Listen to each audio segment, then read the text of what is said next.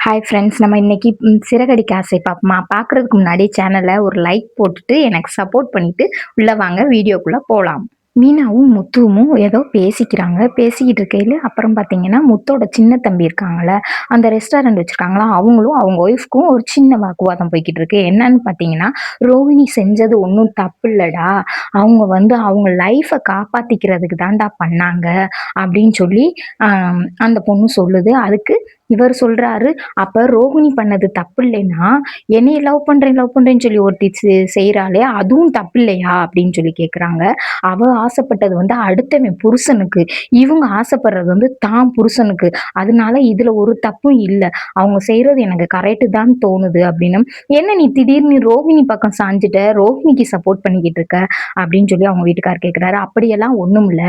எனக்கு தப்புன்னு தெரியல. அதனால நின்றேன்." அப்படின்றாங்க. அப்புறம் பார்த்தீங்கன்னா, மனோஜோட உள்ளுக்குள்ள இருக்க மனசாட்சி அவரை எதேதோ கேட்குது. அது எதெதுக்கோ இவர் பதில் சொல்றாரு. "நம்ம செஞ்சது போல தப்பு தான். நமக்கு ஒரு பலமா ரோகிணி நின்டாங்க. நம்ம ரோகிணிய வந்து நம்ம ஒய்ஃபா நம்ம பார்க்கல. நம்ம செஞ்சது தப்பு. என்னைய எனக்கு பார்க்கவே வெறுப்பா வருது. எனக்கு இனிமேல் நமக்கு நல்ல சாய்ஸ்னா அது ரோகிணி தான். ரோகிணிய தவிர்த்து வேற யாருமே இல்ல." அப்படின்னு சொல்லி அவருக்குள்ள அவரே பேசிக்கிறாரு.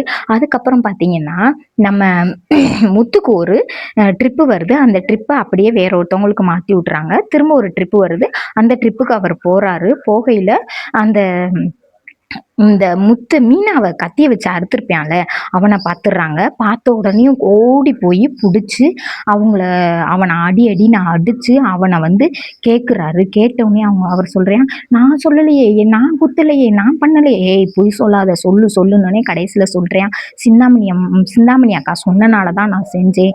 சிந்தாமணி அக்கா தான் சொன்னாங்க." அப்படின்னு சொன்னோனையுமே, "வாடா போலீஸ் ஸ்டேஷன் போவோம்." அப்படின்னு சொல்லி கூப்பிடுறாரு முத்து. "ஐயையோ! நான்லாம் வரமாட்டேன் வரமாட்டேன். நீ போலீஸ் ஸ்டேஷன்ல வந்து பதில் சொல்லிட்டேன்னா ஒரு பிரச்சனையும் இல்ல. இல்லைன்னா இங்கேயே நான் வெட்டி கொன்றுவேன். உனக்கு உயிர் வேணுமா? இல்ல ஸ்டேஷன்ல வந்து பதில் சொல்றியா?" அப்படின்னு சொல்லி முத்து கேட்குறாரு.